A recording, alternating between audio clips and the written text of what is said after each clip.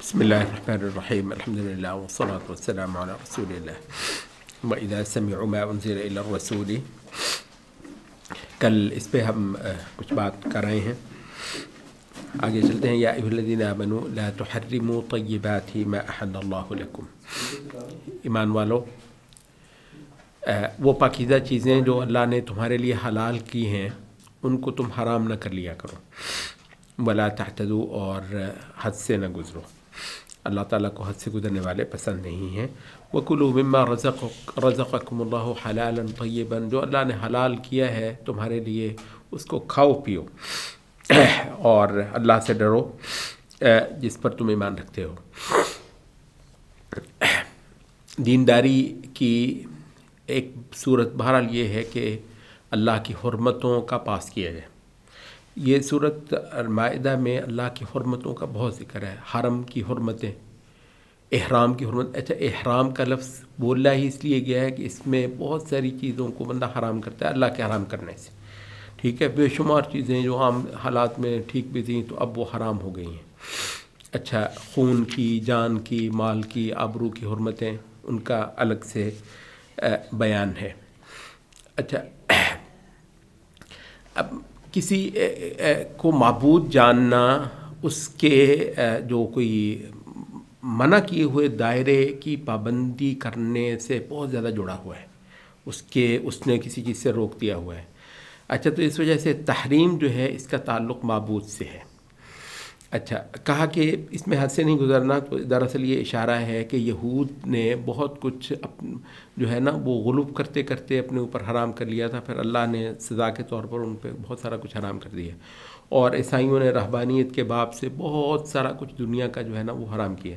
اچھا، آپ ایک بات محسوس کریں گے کہ دیندار طبقوں میں کئی ساری چیزیں جو دین میں تو حلال ہوں گی لیکن ان کی طرف ایک منفیت پائی جانا اور ایک تنگ نظری سی پائی جانا، خام خواہ چیزوں کو نا حرام بنانے کی طرف کو طبیعت بھاگ کر جانا، مطلب کسی طریقے سے ہو سکتا ہو تو میں لوگوں کے لیے سانس لینا بھی حرام کرتا ہوں، مزہ آ جائے۔ اچھا، تو وہ جو ہے نا کہ اللہ رب العزت کی دی ہوئی جو اجازتیں ہیں، جو گنجائشیں ہیں، ان کو بدرجہ اتم لینا اور حرام صرف اسی چیز کو کرنا جو فی الواقع اللہ تعالیٰ نے حرام کیا ہوا، تو عبادت کا اور بندگی کا یہ ایک بہت بڑا دائرہ ہے۔ البتہ ایک اور چیز یہاں پر ہم کہنا چاہیں گے، وہ یہ ہے کہ یہ چیزوں کو حرام کرنا جو ہے دراصل یہ ایک عمل ہے۔ اچھا، جہاں تک حلال کرنا ہے وہ بائی ڈیفالٹ حلال ہوتی ہیں، یعنی چیزیں ٹھیک ہے، جائز ہیں۔ ایک جو شرک آپ کے زمانے کا ہے جس کا نام لبرلزم ہے، تو اچھا اس میں کوئی چیز حرام ہے ہی نہیں، اس میں سرے سے کوئی چیز جو ہے وہ حرام ہے۔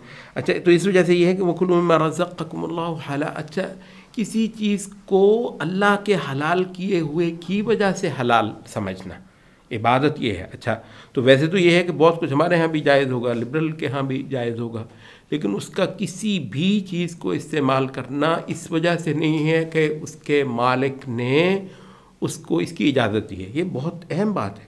وہ اس وجہ سے نہیں کرتا، وہ کہتا ہے میرا حق ہے، وہ دندناتا پھر رہا ہے، جو اس کے سامنے ہے کہتا ہے یہ مال میرا ہے، حالانکہ سب اللہ کا ہے۔ تو یہ بہت اہم بات ہے کہ ہم بہت کچھ کو حلال کے طور پر لیتے ہیں، مزے کرتے ہیں اور انجوائے کرتے ہیں لائف کو۔ بلا شبہ انبیاء کے ماننے والے بہت کچھ حلال ہے ان کے لیے، البتہ یہ سارا اس بنیاد پہ ہے کہ میرے رب نے مجھے اس کی اجازت دی۔ یہ جانور کی جان تک لے لینا، یہ ذبائح کا بھی ذکر ہے اس صورت کے اندر، ذبیحہ کا، حتیٰ کہ اہل کتاب کے۔ اچھا، تو جانور کی جان تک آپ لیتے ہیں، ٹھیک ہے، اللہ کے نام سے۔ اچھا، اللہ کا نام لیا تو جانور جان سے گیا، بھئی تیرے لیے اللہ نے پیدا کیا، تجھے اللہ نے اپنے لیے پیدا کیا ہے اور جانور کو تیرے لیے پیدا کیا ہے، کھا، کوئی مسئلہ نہیں۔ آپ کو اندازہ ہے کہ کافر کو جب بل دینا پڑے گا، اتنے جانور اس نے مارے، کیوں بھئی؟ کس حق سے مارے؟ کس حق سے مارے؟ وہ بھی جانور ہے، تو وہ بھی مخلوق ہے، تو بھی مخلوق ہے، تو کس حق سے؟ میں تو لیتا ہوں اس وجہ سے کہ مجھے اللہ نے لائسنس دیا ہے، تو مسلمان ہے، میرا نام لے، اس کی جان لے لے، وحی کے ذریعے سے تجھے بتا رہا ہوں کہ تجھے اس کی اجازت ہے۔ میں تو اس وجہ سے انشاءاللہ اللہ کے ہاں اگر اس نعمت پر اس کا شکر کرتا ہوں تو مجھے تو اس پر اجر بھی ملنے والا ہے۔ لیکن یہ جو لبرل ہے اس کا بل بہت بڑا ہے، اس وجہ سے کہ یہ چیزوں کو اللہ کے حلال کرنے کی بنیاد پر نہیں لے رہا۔ اچھا، یہ قسموں کا کفارہ ہے۔ آپ دیکھ رہے ہیں کہ حرمتیں ہی اس صورت کے اندر بیان ہوتی جا رہی ہیں۔ آپ جو بولتے ہیں، الفاظ بولتے ہیں، کہا کہ اگر تو ویسے ہی اللہ کی قسم، عرب واللہ واللہ بہت کرتے ہیں، کوئی بات نہیں ہے، لیکن اگر سولملی سنجیدگی سے اللہ کی قسم اٹھاتے ہو کہ یوں کرنا ہے یوں نہیں کرنا ہے، تو اس کو توڑنا گناہ ہے، اور اگر توڑنی ہی پڑ گئی ہے تو اس کا کفارہ ہے، اور وہ یہ ہے کہ 10 مسکینوں کو کھانا کھلائے، یا 10 مسکینوں کو کپڑے پہنائے، یا پھر ایک غلام کو آزاد کرے، اور اگر یہ نہیں تو 3 دن کے روزے رکھیں۔ شراب اور جوئے کی حرمت، اب کیونکہ حرمتوں کا بیان ہے تو ہاں بالواقع جو اللہ نے 2 بہت بڑے چیپٹر ہیں، کہتے ہیں کہ ایک شراب اور ایک جوا، یعنی بدکاری، عیاشی اور خرابی اور فساد کا عنوان ہے۔ آپ یہ دیکھ لیں، مطلب ہے پورا، یعنی تہذیب دو ہی چیزیں ہیں، لیکن پوری ایک تہذیب کو کی تلخیص کر دیتے ہیں یہ 2 گناہ، شراب اور جوا کا۔ ایک تو یہ ہے کہا کہ یہ پلید ہے، دوسرا کہا کہ یہ شیطانی عمل ہے، اور تیسرا کہا کہ یہ اس کے ذریعے سے شیطان تمہارے مابین نفرتیں، عداوت اور بغض کو بھڑکانے والا ہے۔ اچھا، جو دین ہے وہ محبتیں پیدا کرتا ہے، یہ بھی عجیب ہے کہ جی مذہب نفرتیں پیدا کرواتا ہے، سبحان اللہ، اور محبتیں کون پیدا کرواتا ہے؟ یہ بدکار، شراب پینے والے۔ اچھا، تو کہا کہ یہ، اور چوتھی بات جو بتائی وہ یہ ہے کہ نماز سے اور اللہ کے ذکر سے یہ چیزیں روکنے والی ہیں۔ تو 4 بڑی خرابیاں جو سماجی حوالے سے بہت بڑے ایولز ہیں، ان کا یہاں پر جو ہے نا وہ ذکر کیا ہے، اور اس بات کا بھی بیان کیا ہے کہ شراب تو اب جا کر حرام ہوئی ہے۔ اچھا، اس سے پہلے ہمارے صحابہ کے ہاں سوال بھی اٹھا کہ ہمارے تو بہت سارے لوگ شراب پیتے گئے ہیں، ان کا کیا بنے گا، وہ تو دنیا سے چلے گئے ہیں۔ کہا کہ اگر جب وہ حرام نہیں ہوئی تھی تو وہ حالت تقویٰ پر ہی تھے نا، حرام تو چیزیں اللہ کے حرام کرنے سے ہوں گی نا، شراب بھی، جی شراب بھی اللہ کے حرام کرنے سے حرام ہوئی ہے، تو کیونکہ اللہ نے حرام نہیں کی تھی تو کوئی مسئلہ ہی نہیں ہے۔ جنہوں نے ابھی تک پی، اب البتہ جب حرام ہو گئی ہے، بخاری میں آتا ہے کہ وہ جو ہے مدینے کی گلیوں میں شراب جو ہے وہ بہہ رہی تھی جس دن یہ آیت اتری۔ اس طریقے سے پورا معاشرہ اللہ رب العزت کی اطاعت اور فرما برداری پر آ گیا ہوا تھا۔ اچھا، حالت احرام کے اندر شکار کرنا،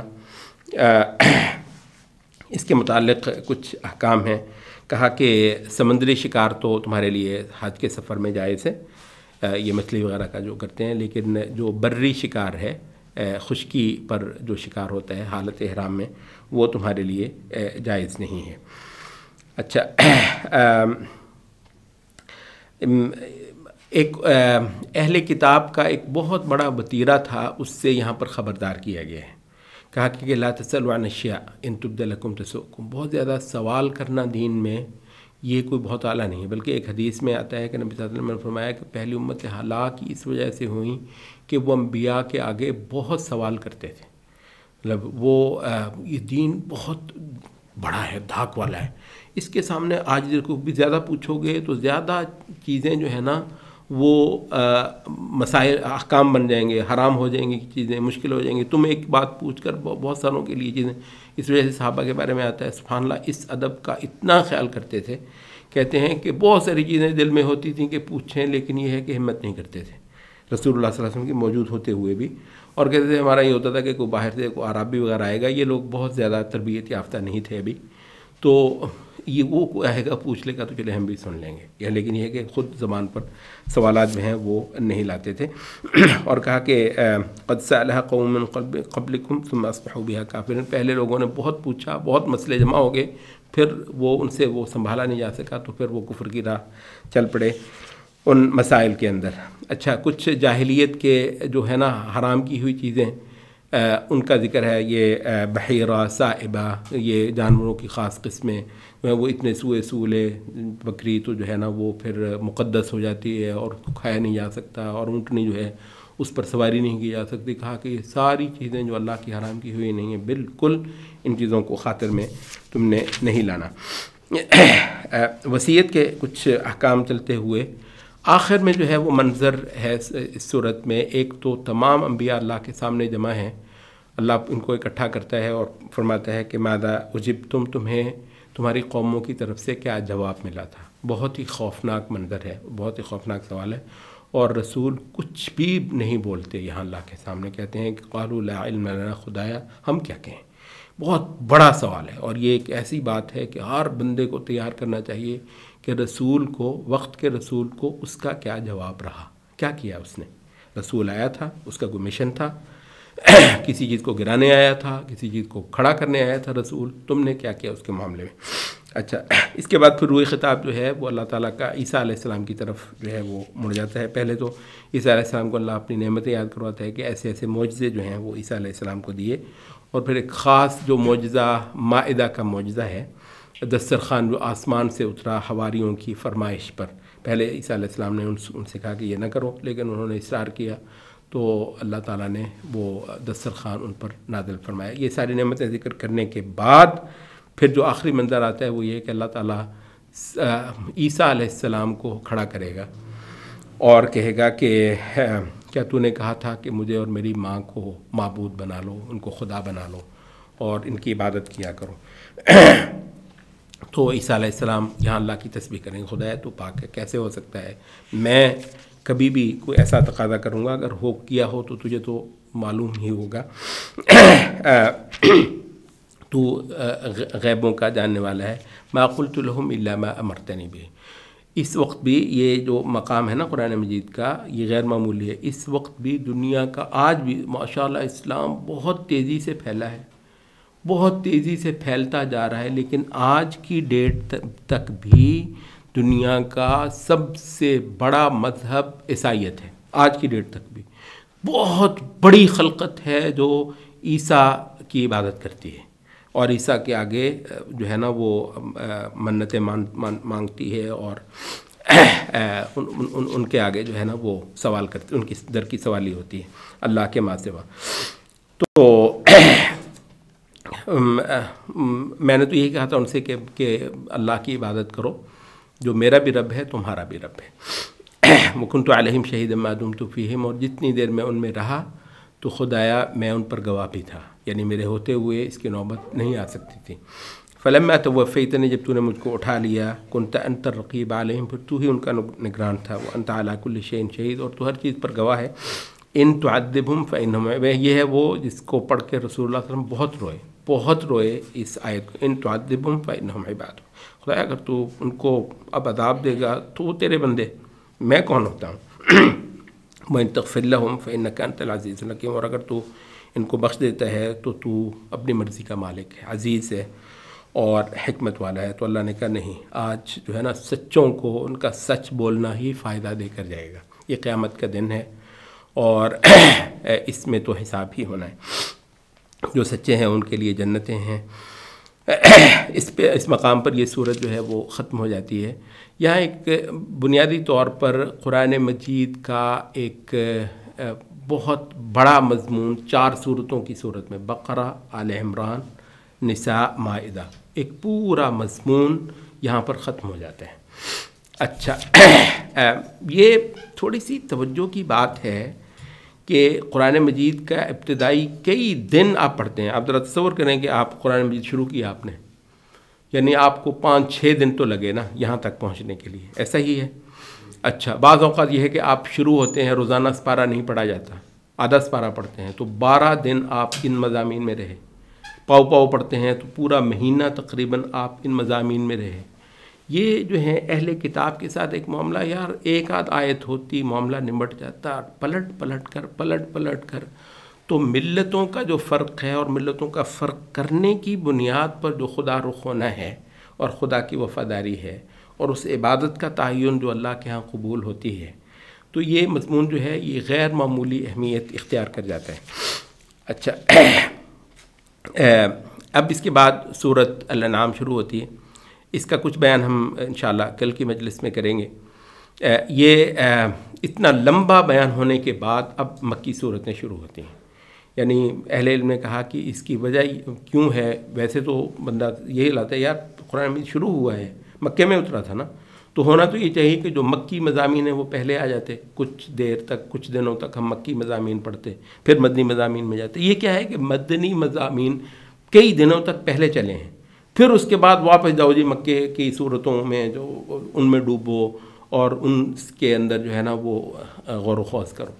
اچھا کہتے ہیں کہ اس وجہ سے کہ انشاءاللہ العزیز قیامت تک محمد صلی اللہ علیہ وسلم کی کھڑی ہوئی تہذیب نے کھڑی ہی رہنا ہے. ٹھیک ہے، تو ایک جیتا جاگتا مسلم معاشرہ رہنا ہی ہے.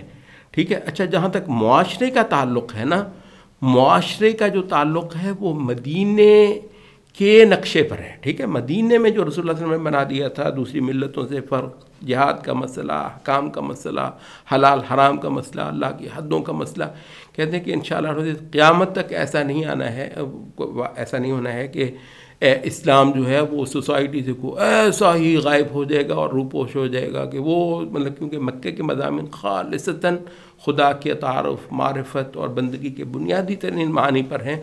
ان کی جو عملی چلتی پھرتی اجتماعی تصویر جو ہے وہ بالعموم مکی مضامین میں نہیں آئی، کیونکہ وہ اس وقت ایگزسٹ ہی نہیں کرتا تھا. اچھا تو یہ کہتے ہیں کہ وجہ ہے کہ آپ ایک عرصے تک ان مدنی صورتوں کے اندر ہی رہتے ہیں، اور اب وہ مضمون اختتام پذیر ہوا تو اب سورۃ الانعام جو ہے وہ شروع ہوتی ہے. ایک تھوڑا سا پریفیس تھا سورۃ الانعام کے لیے، مکی قرآن کے لیے. انشاءاللہ کل کی مجلس میں پھر ہم اسی سے آگے اپنی بات چلائیں گے. سبحانک اللہم و بحمدک.